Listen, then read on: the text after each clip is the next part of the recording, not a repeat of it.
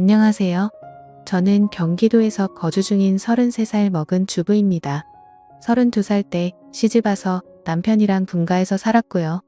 어느 날 남편이 어머님께서 돌아가시고 혼자 계신 아버님을 저희가 모시는 게 어떻겠냐고 갑자기 이야기를 하더군요.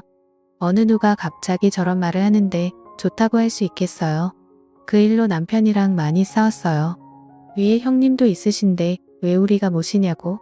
아주버님은 대기업을 다니고 계셔서 저희보다도 여유롭고 형편이 저희와는 정말 비할 수도 없을 만큼 좋습니다. 그 일로 인해 저는 남편과 끝도 없이 대화를 나누었고 정말 싸우고 붙고 거의 매일 같이 싸웠어요. 그러다 하루는 남편이 술을 먹고 울면서 진심을 담아 말을 하더군요. 저에게 무엇이든 다른 거는 당신이 원하는 대로 하자는 거 전부 다 할 테니까 제발 이번만은 부탁 좀 들어달라고요. 그러면서 남편은 이야기를 이어갔습니다. 남편이 어릴 적에는 엄청 개구쟁이였대요.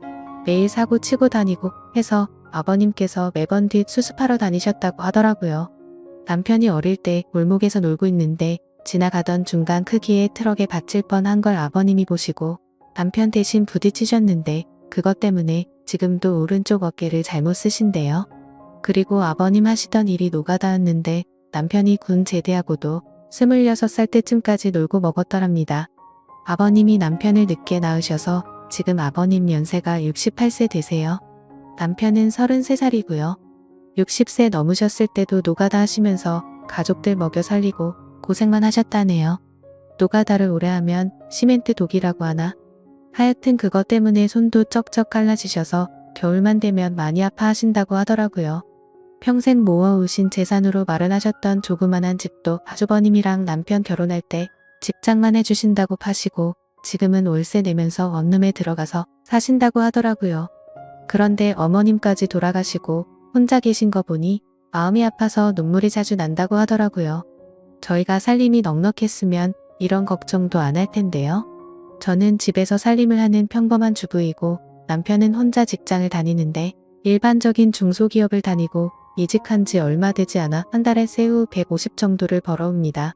그런데 그걸로 아버님께서 오시면 아무래도 반찬도 지금보다는 더 신경을 써야 할 것 같고 여러 가지로 많이 힘들 것 같더라고요. 심지어 그때는 제가 임신을 했어서 아이가 3개월 차인데 모든 부분이 힘겹더라고요. 그럼에도 부유하셨던 형님께서는 절대 아버님을 못 모신다고 강력히 못 박으셨고 아주버님도 그럴 생각이 없다라고 남편이 말을 하더라고요. 저렇게 철벽 방어를 하는데 어떻게 하겠습니까? 그리고 남편이 진심 어린 말들을 저렇게까지 했는데요. 그래서 넉 달 전부터 아버님을 모시기로 하고 저희 집으로 아버님을 모셔왔습니다. 처음에는 아버님께서 오지 않으시려고 자꾸만 거절하시더라고요. 늙은이가 가봐야 집만 되고 눈치 보인다고 하시면서요. 하지만 남편이 매일같이 설득하고 우겨서 겨우 모셔왔습니다. 모셔온 첫날부터 여러모로 정말 신경이 쓰이더라고요. 그런데 우리 아버님 매번 반찬 신경 써서 정성껏 차려드리면 그걸 드시면서도 엄청 미안해 하시면서 눈치를 보십니다. 가끔씩 고기 반찬이나 맛있는 음식을 해드리면 아버님께서는 드시지 않고 남겨두셨다가 저희 남편이 퇴근하고 돌아오면 남편을 먹이더라고요. 그리고 저 먹으라고 일부러 드시지도 않고요. 거기다가 하루는 장을 보고 집에 왔는데 아버님께서 바닥에 꿇어앉아서 걸레질을 하고 계시더라고요. 저는 그 모습을 보고 깜짝 놀라서 걸레를 빼앗으려고 했더니 괜찮다고 하시면서 끝까지 고집을 부리시면서 청소를 끝마치시더라고요. 그리고 식사를 드시고 나면 곧바로 빈 그릇을 들고 가셔서 설거지도 하십니다.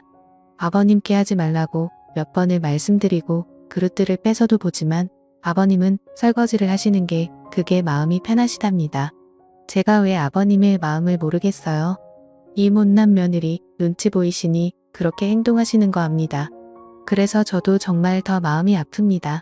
남편이 몰래 아버님 용돈을 드려도 그거 안 쓰고 모아두었다가 저에게 용돈 하라고 주십니다. 그렇게 저희는 부유하진 않지만 서로 애틋하고 마음을 써가면서 하루하루를 지내고 있었습니다. 그런데 어제는 정말 너무 많이 슬퍼서 펑펑 울었습니다.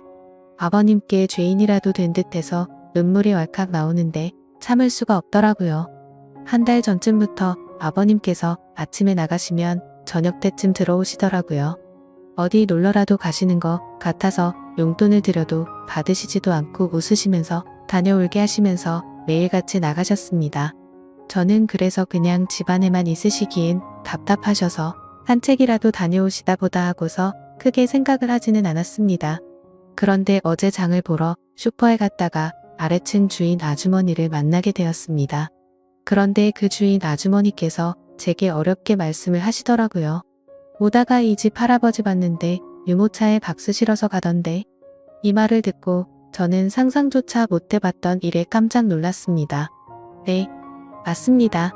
아버님 아들집에 살면서 돈 한 푼 못 버시는 게 마음에 걸리셨는지 불편한 몸이 이끄시고 하루하루 그렇게 박스 주우시면서 돈을 버셨더라고요.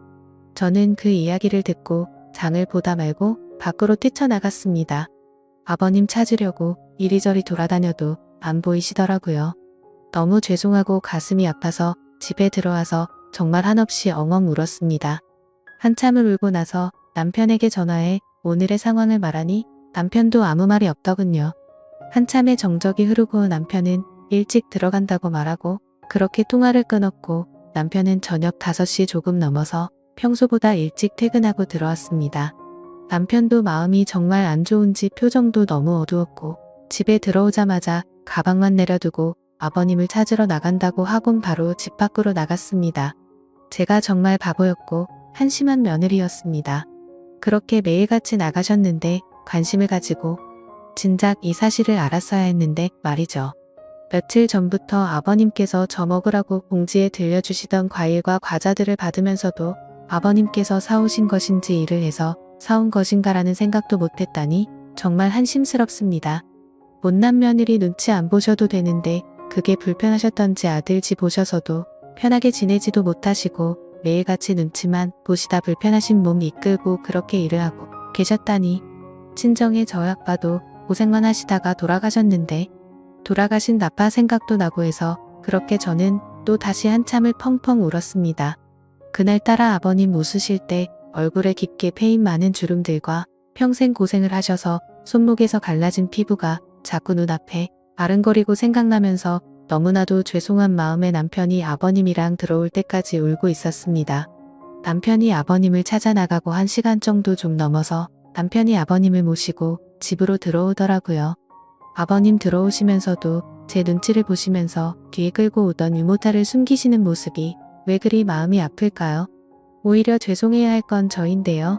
아버님께서 미안해 하는 듯한 그런 모습이 가슴에 남아서 지금도 이 글을 적는데도 마음이 너무 아픕니다.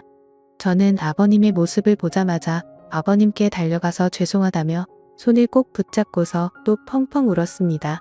그러자 아버님께서는 매일 나 때문에 밥 차리느라 고생도 많고 편하게 있지 못하게 해서 내가 정말 미안하다면서 제 얼굴을 보면서 손을 꼭 붙잡아 주시면서 말씀하시는데 저는 눈물이 멈추지 않았습니다.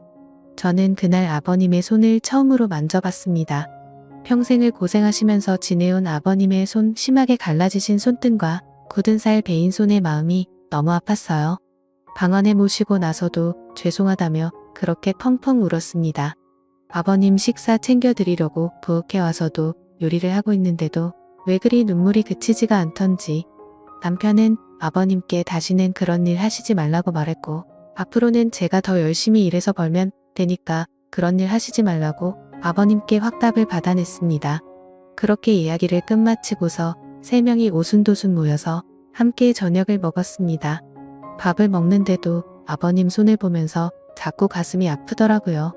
오늘은 어제 일도 있고 해서 남편이 연차를 내서 쉬는 날이었고 저는 아버님 모시고 시내 나가자고 남편에게 얘기를 했습니다. 그렇게 저희는 다 같이 시내에 나갔고 날이 좀 쌀쌀해져서 아버님 잠바 하나랑 신발을 샀습니다. 한사코 괜찮다고 하시더 아버님께 제가 말씀을 드렸습니다. 자꾸 그러시면 제가 아버님 눈치 보여서 힘들어요 이렇게 말씀드렸더니 아버님께서는 고맙다고 하시면서 받으시더라고요. 그리고 집에 아버님 심심하실까봐 케이블 TV도 신청했습니다. 아버님께서 스포츠를 좋아하시는데 오늘 야구방송이랑 낚시방송 보시면서 너무 즐거워 보이시더라고요. 조용히 다가가서 아버니 어깨를 만져드리는데 보기보다 정말 왜소하시더라고요. 제가 꽉 잡아도 부서질 것만 같은 그런 아버님의 어깨 지금까지 고생만 하시고 자식들 뒷바라지 하시느라 평생 헌신하시면서 살아오셨던 아버님의 그런 발자취들이 느껴지면서 저는 또 마음이 아파왔네요. 남편한테 말했어요. 저 평생 아버님 정말 친아버지처럼 생각하고 모신다고요. 비록 지금은 아버님께서 불편해하시지만 언젠가는 친딸처럼 생각하시면서 대해주실 때까지 정말 잘할 거라고요. 마지막으로 아버님 앞으로는 제 눈치 안 보셔도 돼요. 제가 그렇게 나쁜 며느리 아니잖아요. 아버님의 힘드신 희생이 없으셨다면 지금의 남편도 없잖아요. 그랬다면 지금의 저와 뱃속에 사랑스러운 손자도 없을 거예요. 저 아버님 싫어하지 않고 정말 사랑해요 아버님. 그러니 항상 건강하시고 오래오래 사셔야 돼요. 그리고 2번 다시 그렇게 일 안 하셔도 돼요. 저 허리띠 졸라 매고 알뜰하게 살게요.